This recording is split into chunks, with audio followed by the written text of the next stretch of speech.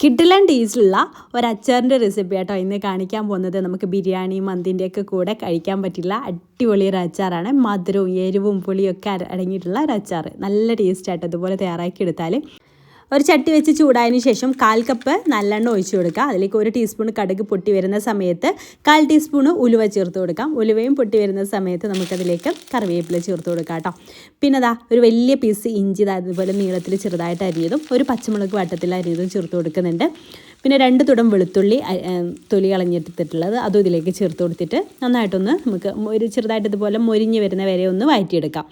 ഇനി അതിലേക്കൊരു 3 table spoon Kashmiri മുളക് പൊടിയും 2 ടേബിൾ സ്പൂൺ നോർമൽ എരിവുള്ള മുളക് പൊടിയും 1/4 ടീസ്പൂൺ മഞ്ഞൾപ്പൊടിയും 1 ടീസ്പൂൺ കായപ്പൊടിയും കൂടെ ചേർത്ത് കൊടുത്തിട്ട് ചെറിയ തീയിലിട്ടിട്ട് ഒന്ന് മൂപ്പിച്ചെടുക്കുക. കരിയാതെ ശ്രദ്ധിക്കണേ, കരിഞ്ഞു പോയ അച്ചാറിൻ്റെ ടേസ്റ്റ് തന്നെ മാറിപ്പോവും. അപ്പോൾ അത് മൂത്ത് വന്നിട്ടുണ്ട്. ഇനി അതിലേക്ക് നമുക്ക് വിനാഗിരി ഒഴിച്ചു കൊടുക്കാം. ഞാൻ ആദ്യം 1 കപ്പ് ഒഴിച്ചു കൊടുത്തു. എന്നിട്ടൊന്ന് മിക്സ് ചെയ്തെടുത്തിട്ട് നമുക്ക് വേണമെന്നുണ്ടെങ്കിൽ പിന്നെ അതിനനുസരിച്ച് ഒഴിച്ചു കൊടുക്കാം. അതിന് വീണ്ടും ഒരു 1/2 കപ്പ് കൂടെ ഒഴിച്ചു കൊടുത്തിട്ട് അങ്ങനെ ടോട്ടൽ 1.5 കപ്പ് വിനാഗിരിയാണ് ഇതിലേക്ക് എടുത്തിട്ടുള്ളത്. എന്നിട്ട് നന്നായിട്ടൊന്ന് മിക്സ് ചെയ്തെടുക്കുക. ഇതൊന്ന് തിളക്കാനായിട്ട് വെയിറ്റ് ചെയ്യട്ടെ. ഇനി അതിലേക്ക് ആവശ്യത്തിനുള്ള ഉപ്പ് ചേർത്ത് കൊടുക്കാം. നമ്മൾ ഉപ്പ് നോക്കിയിട്ട് ഒരു കൂടുതലായി പോകേണ്ട ഒരു 1/2 ടീസ്പൂണൊക്കെ ചേർത്ത് കൊടുത്തിട്ട് നോക്കിയിട്ട് ചേർത്താൽ മതി. പിന്നെ ഒരു 1/2 കപ്പ് ശർക്കര പൊടിച്ചതാട്ടോ ചേർത്ത് കൊടുക്കുന്നത്. അതും ചേർത്ത് നന്നായിട്ടൊന്ന് മിക്സ് ചെയ്തിട്ട് എടുക്കാം കേട്ടോ. അപ്പോൾ ഇതെല്ലാം ഒന്ന് തിളച്ച് വരുന്ന ആ ഒരു സമയത്ത് നമുക്കതിലേക്ക് നമ്മുടെ മെയിൻ ഇൻഗ്രീഡിയൻ്റ് ആയിട്ടുള്ള പൈനാപ്പിൾ ചേർത്ത് കൊടുക്കാം.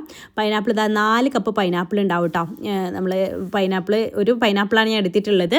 അത്യാവശ്യം ഒരു കുഴപ്പമില്ലാത്ത വലുപ്പത്തിലുള്ള പൈനാപ്പിൾ ഞാനിങ്ങനെ അളന്ന് നോക്കുമ്പോൾ 4 കപ്പ് ഉണ്ട്. അത് ചേർത്ത് കൊടുത്ത് നന്നായിട്ടൊന്ന് മിക്സ് ചെയ്തെടുക്കുക. ഒരുപാട് സമയം വേവിച്ചെടുക്കണ്ട കേട്ടോ. പൈനാപ്പിൾ ചേർത്തതിന് ശേഷം പൈനാപ്പിൾ ചേർത്തിട്ട് ഒന്ന് ചൂടായി മാത്രം മതി. ജസ്റ്റ് ഒന്ന് തിള വരുന്ന സമയത്ത് നമുക്ക് ഫ്ലെയിം അങ്ങ് ഓഫ് ചെയ്യാം.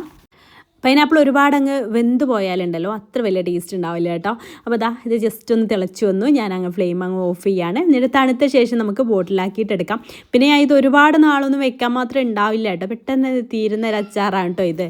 ഒരുപാട് ഉണ്ടാക്കി വെക്കുകയാണെന്നുണ്ടെങ്കിൽ കുറച്ചെടുത്ത് ഫ്രിഡ്ജിൽ വെച്ചാൽ മതി. ഫ്രിഡ്ജിൽ വെച്ചാൽ എത്ര കാലം വേണമെങ്കിലും നമുക്ക് എടുത്ത് യൂസ് ചെയ്യാവുന്നതാണ്.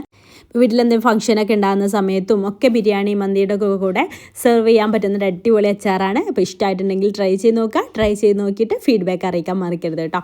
ഇൻഷാ അല്ലാഹ് പുതിയ നല്ല റെസിപ്പി ആയിട്ട് നമുക്ക് അടുത്തൊരു ദിവസം കാണാം. അതുവരേക്കും ബൈ. താങ്ക്